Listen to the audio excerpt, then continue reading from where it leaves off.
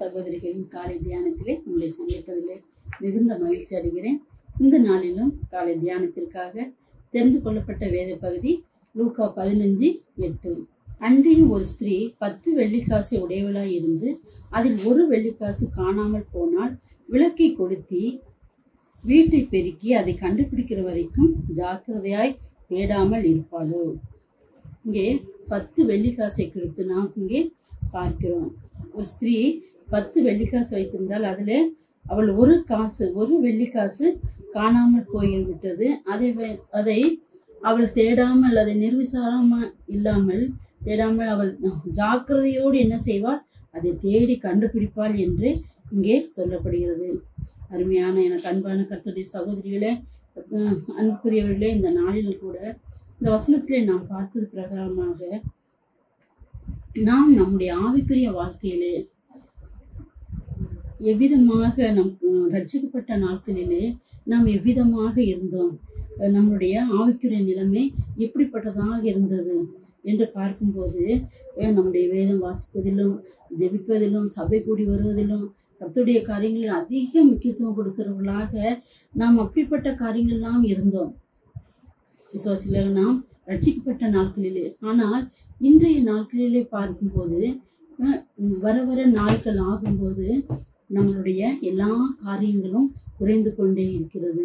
உலகமானது உலகம் என்ன சபைக்குள்ள வருகிறது, உலகம் நவநாகரிக காலத்தில் இருக்கிறதுனாலே எல்லாமே நம்முடைய காரியங்கள் எல்லாம் ஆவிக்குரிய காரியங்கள் கொஞ்சம் கொஞ்சமாக என்ன செய்கிறது, குறைந்து கொண்டே இருக்கிறது. இந்த நாளிலே நாம் எவ்விதமாக இந்த நிலையில் அவள் ஒரு காசை தொலைத்து விட்டால் அதை ஜாக்கிரதையாக நம்முடைய ஆவிக்குரிய வாழ்க்கையிலே நாம் எதை தொலைத்து நிற்கிறோம்?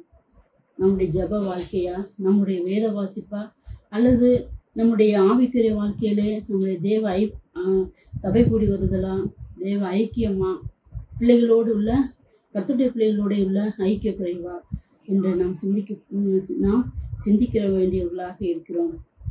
ஏனென்றால் அந்த நாட்களிலே நாம் ரட்சிக்கப்பட்ட நாட்களில் அவ்வளவு இதுவாக இருந்தோம். நாளுக்கு நாளாக நம்முடைய காரியங்கள் முன்னேறி கொண்டே தான் போக வேண்டுமே தவிர பின்தங்கிய நிலைமையில் இருக்கக்கூடாது. ஒவ்வொரு நாளும் நம்முடைய உள்ளான வாழ்க்கை புதிதாக்கப்பட்டு கொண்டே இருக்கும்போது ஆண்டவர் அதை குறித்து மகிமைப்படக்கூடியவராக இருக்கிறார்.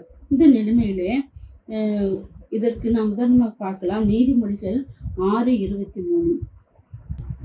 கட்டளையே விளக்கு, வேதமே வெளிச்சம், போதக சிக்ஷையே ஜீவவெளி.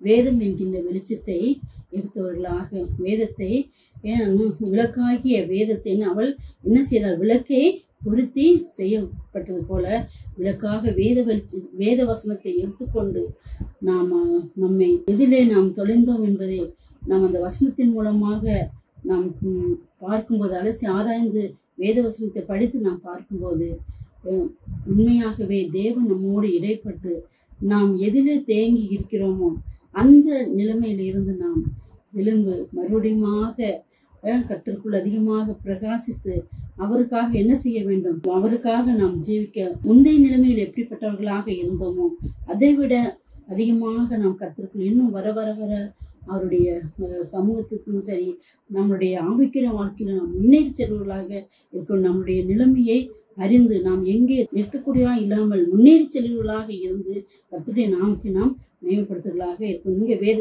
அது எப்படியாக நாம் மகிமைப்படுத்த முடியும், அதை எப்படி நாம் கண்டுபிடிக்க முடியும் என்று சொல்லும்போது வேதம் என்னும் வெளிச்சத்திலே நாம் போகும்போது நம்முடைய காரியங்கள் எல்லாம் நம்முடைய தேவன் நமக்கு வெளிப்படுத்தக்கூடியவராக இருக்கிறார். சங்கீதம் 119:105 பார்க்கும்போது உங்களுடைய வசனம் என் கால்களுக்கு தீபமும் என் பாதைக்கு வெளிச்சமாக இருக்கிறது. சங்கீதக்காரன் விதமாக சங்கீதத்தில் சொல்லப்படுகிறது, வசனம் என் கால்களுக்கு தீபமாகி இருக்கிற அந்த வேத வசனத்தை எடுத்துக்கொண்டு நாம்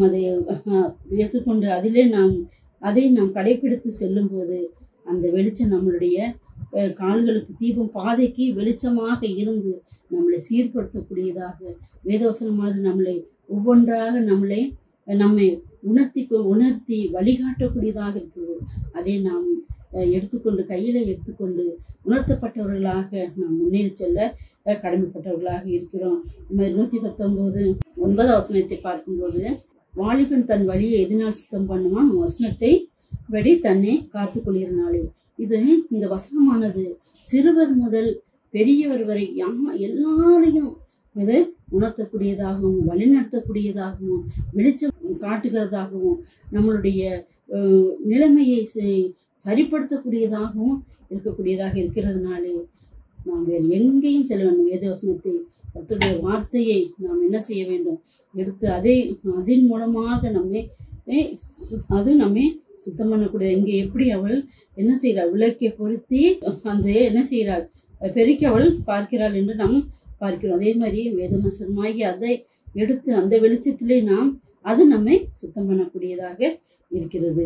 119 130 வசனத்தை பார்க்கும்போது, சங்கீதம் இப்படி வசனத்தின் பிரசித்தம் வெளிச்சம் தந்து பேதைகளை உணர்வுள்ளவனாக்கும். பேதைகளை கூட அது உணர்வுள்ளவனாக்க கூடியதாக இருக்கிறது. இது வேத வெளிச்சமாகிய வசனம் பேதைகளை உணர்வுள்ளவனாக்கும். அப்போ பேதைகளை உணர்வுள்ளவனாக்கும் போது உங்களையும் என்னையும் நம்மளை உணர்வுள்ள ஆக்கும் போது அதை நாம் சரி செய்து கொண்டு கர்த்தருக்கு முன்பாக நாம் முன்னேறி செல்லக்கூடியவர்களாக இருக்க வேண்டும். சங்கீதம் 119 34 பார்க்கும்போது 34 எனக்கு உணர்வை தரும், அப்பொழுது நான் உங்கள் வேதத்தை பற்றி கொண்டு என் முழு இதயத்துடன் அதை கைக்கொள்வேன் என்று தாவீது ராஜா சொல்கிறார். உணர்வை தாரும் என்று அவர் கேட்கிறார்.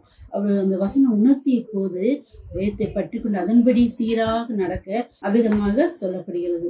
எனவே கர்த்தருடைய பிள்ளைகளாக நாம் எதை தொலைத்தோம், எங்கே தொலைத்தோம், ஆவிக்குரிய வாழ்க்கையிலே நாம் தொலைத்தது எது என்பதை கண்டுபிடித்து நாம் வேத வசனத்தின் மூலமாக நாம் அதை சீர்படுத்துவோமே. ஆனால் கர்த்தருடைய நாமம் மகிமைப்படும். நாமும் ஆவிக்குரிய வாழ்க்கையிலே முன்னேறி செல்வதற்கு மிகவும் உகந்ததாக இருக்கும். இவ்விதமாக கர்த்தர் நம் ஒவ்வொருவருக்கும் கிருபை செய்து ஒவ்வொருவரையும் அவருடைய வழியில் நடத்துவதற்கு கர்த்தர் கிருபை செய்வாராக. கர்த்தருடைய நாமமே மகிமைப்படுவதாக. ஆமென்.